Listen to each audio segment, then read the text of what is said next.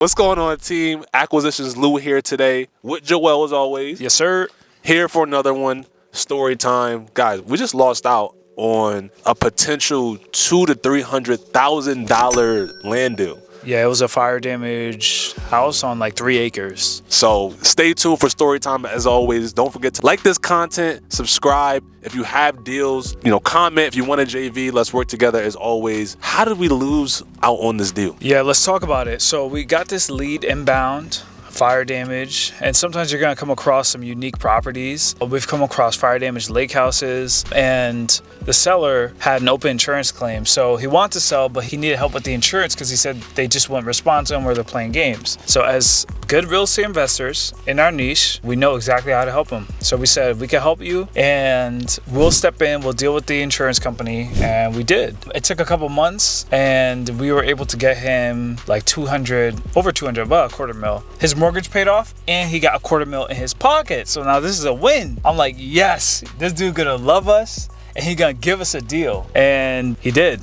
Well, he said he would, but then he ghosted. So guys, think about this for a second. We helped this guy put a ton of money in his pocket. It was a lot of stress going on in his situation. He had just lost his wife. He didn't know what to do. So, we became problem solvers. We helped him out. Obviously, with the intention of not only helping him, but also, hoping to buy the property from him. And he disappeared, right? He disappeared for over 3 months. And honestly, we just began to count our losses. Like, we just figured it might be a done deal. So in the interim, we were like calling him from random numbers. And then one day I was like, you know what, Lewis, give him a call from this new number we got. And he answered, and it was funny. But I mean, at least he was honest with us. He was like, he just lost his wife, had the house fire, insurance playing games. He just couldn't let the property go. So after getting back in contact with him, he said, you know what, guys, like, I'm ready. I'm finally ready to move on. I'm ready to sell. I just have some loose items I need to tie up. I have a lot of junk in the house. I need to go through it, see what I want to keep. The county's on me, guys. And this is a good lesson when you're working on your deals, whether it's fire damage, water damage, whatever, any type of distressed property, the county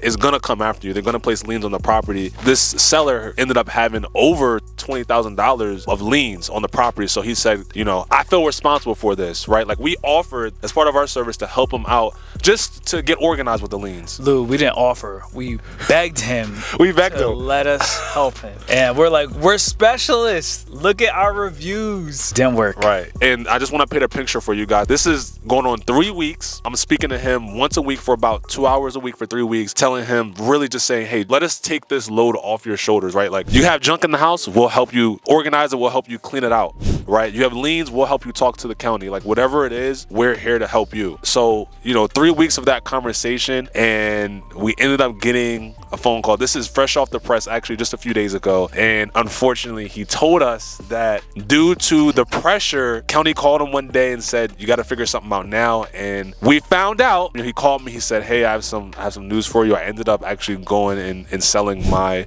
property to my neighbor, who actually ends up being a buyer as well. It was a good lesson for us because you can do everything right. You don't want to get attached to the deal. You got to remember, like, I'm calling him on the phone, talking to him 2 hours a week, but the neighbors there could be there 2 hours a day. Dude, do not get attached to the deal. So Lewis did everything he could, acquisitions, rapport building to the max, and he still went with his neighbor.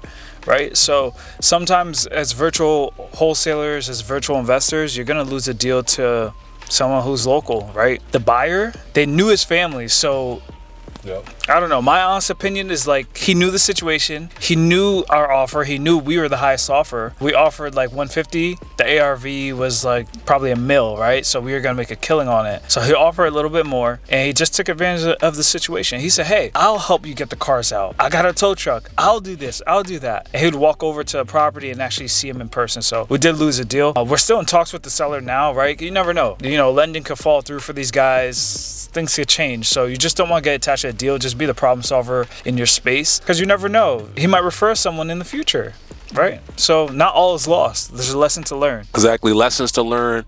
Always remember, like, your deal might not end in monetary gain, but you can learn from it, and every experience that you have, every seller, you're just going to compound over the years. You're going to continue to get better, and you're going to be an expert at your niche. So guys, if you ever come across any type of unique fire damage property, send them our way. Let's do deals together. Let's win together. Peace. Peace.